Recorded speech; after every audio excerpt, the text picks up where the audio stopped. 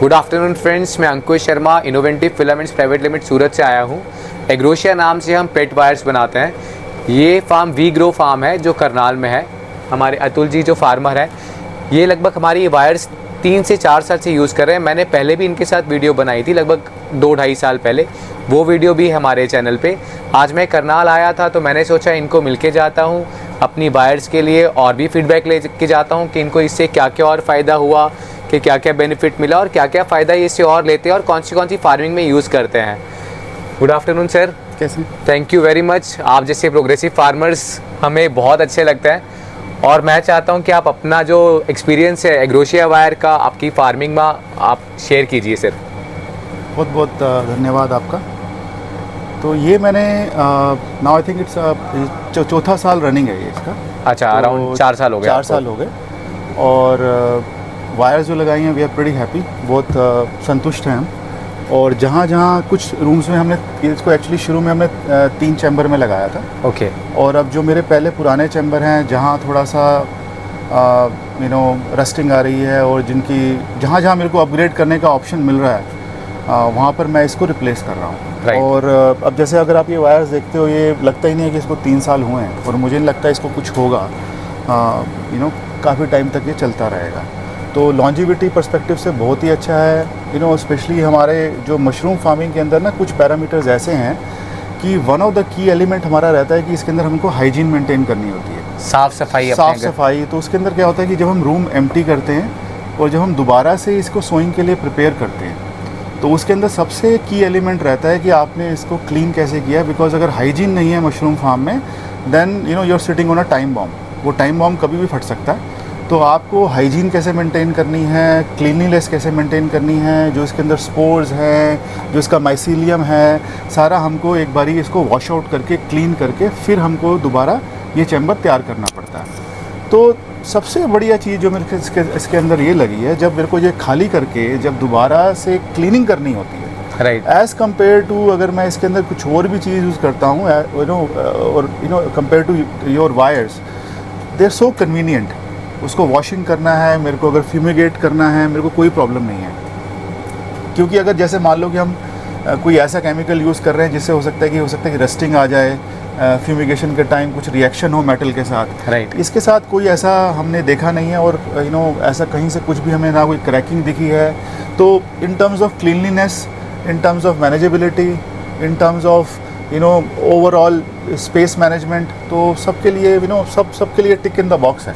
तो I am pretty happy and I am pretty confident मेरे बाकी भी जो चैम्बर्स हैं एज दे ग्रो ओल्ड, और अगर मेरे को अपग्रेड करने का मौका मिलेगा तो मैं वहाँ पे इनको भी अपग्रेड करूँगा। और जैसे आप बता रहे थे वायर्स, आपने आपकी प्रोटेक्टेड कल्टीवेशन नेट हाउस हो गया। So as a farmer what I have is मेरे पास multiple crops. So I am a farmer, right. So I have a open field. Open field में मैं सब्जियाँ उगाता हूँ, वेजिटेबल हैं। और ओपन फील्ड के अंदर I have two different structures. So एक तो मेरा है वर्टिकल फार्मिंग का, right, which is open field. Okay. Then I have protected cultivation. Okay. यहाँ पर मेरा शेड नेट है, नेट हाउस हो गया, शेड नेट वगैरह हो गया। तो वहाँ पर भी हमारा पहले मेटल का ही यूज़ था। तो now the good thing about AgroAsia which I like कि आपके जो मल्टीपल प्रोडक्ट्स हैं to cater farmers for multiple needs. Example is, अगर मेरे को घिया लगानी है तो मेरे को अलग थिकनेस की वायर चाहिए। Right. और अगर मेरे को स्ट्रक्चर तैयार करना है तो पेरिफेरी में मेरे को अलग लगाना है, अंदर मेरे को अलग लगाना है। अगर मैं मशरूम में कर रहा हूँ जहाँ पर सनलाइट का एक्सपोजर है ही नहीं, then you have product which is non UV, right, which make it more economically और सेंस बनती है कि भैया आप उसको यूज़ करो। बाहर मेरे ख्याल से मेरा 90% आज से 2 साल पहले मैंने 2-3 साल पहले शुरू किया था। ओके। और अब मेरे ख्याल से 90% रिप्लेसमेंट हो चुकी है। अच्छा। अब शायद किसी ही प्लॉट में थोड़ा बहुत अगर आयरन का वायर होगा। पीछे मैंने अभी 2 महीने पहले या 3 महीने विंटर्स के अंदर जब हम खाली होते हैं जनरली, तो मैंने इनफैक्ट आके सारा का सारा वो जो मेरा लोहा था वो मैंने कहा भैया ले जाओ इसको। वो देखिए आपने सारा एग्रोशिया वायर से रिप्लेस हो चुका है। तो वो खैर बाहर का है। If you want to see we can go out and मैं आपको वो दिखाता हूँ, वो अलग प्रोजेक्ट है।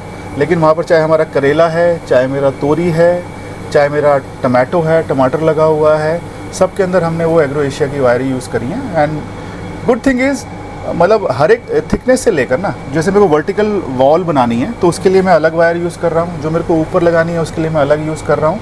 सो and you have all the options available. तो I am pretty happy. At least जो दो मेन कंसर्न थे हमारे, पहली चीज़ की लॉन्जिविटी, अगर एज ए फार्मर देखो किसानी के अंदर पैसा कमाना बहुत मुश्किल है, बहुत डिफिकल्ट है, बहुत मुश्किल है। अगर आपसे कहीं से भी थोड़ी सी गलती अगर आपसे हो गई या कुछ परमात्मा या कुछ ऐसी नेचुरल चीज़ हो गई तो आप बस एक हाथ से आएगा एक हाथ से जाएगा, आप देखते रह जाओगे। तो दो चीज़ें जो हमको तंग करती हैं कि अगर हम जब भी कोई कैपिटल स्पेंड करते हैं तो वो कितने टाइम तक चल सकता है, उसकी लॉन्जिविटी कितनी है। राइट। तो अगर मैंने कोई एक चीज़ लगाई, मुझे पता है लोहे की तार मेरी 3 साल चलेगी या 5 साल चलेगी। अगर मैंने बांस खरीदे हैं, मुझे पता है मेरे 3 साल चलेंगे या 5 साल चलेंगे। इसको देखने के बाद मुझे ये लग रहा है कि भैया ये काफ़ी टाइम चलेगा, सोचने की ज़रूरत नहीं है। जब टाइम आएगा यूज़ कर रहे हैं तो एक ये प्रॉब्लम सॉल्व होती है। दूसरी, ओपन फील्ड के अंदर जो हमारी प्रॉब्लम सॉल्व हो रही है, जो लेबर की प्रॉब्लम सॉल्व हो रही है। जब मेरे को फील्ड खाली करना है तो उसकी जो मैनेजेबिलिटी है in terms of packing up और उसको रखना और फिर वापस लाके करना, as compare to iron wire, मैं कह रहा हूँ कि इसमें लेबर की कॉस्ट काफ़ी कम पड़ जाती है। तो एटलीस्ट मतलब ये दो एंगल मुझे लगता है कि क्लियर विनर हैं, जिसके कारण मैं ये यूज़ कर रहा हूँ। And I am pretty happy on what I am using. Open field के लिए तो सर मैं आपसे समझूंगा आपके साथ ओपन फील्ड में आपने कैसे कहाँ पे जो यूज़ की है। ज़रूर। तो फार्मर्स, किसान भाइयों, जैसे मैं हमेशा कहता रहता हूँ, एग्रोशिया वायर जो कि लोहे से सस्ती है, लोहे से टिकाऊ है, इसीलिए आज मैं अपने हैप्पी कस्टमर्स जो पुराने हैं उनसे भी मिलने स्पेशली आया हूँ आपको बताने के लिए। और भी कोई सवाल हो हमारे लिए तो आप एनी टाइम हमें कांटेक्ट करिए। हमारे चैनल को लाइक करो, सब्सक्राइब करो, हमें फॉलो करो, तो मैक्सिमम आपको नई नई जानकारी मिलते रही है। Thank you very much Atul ji. Thank you.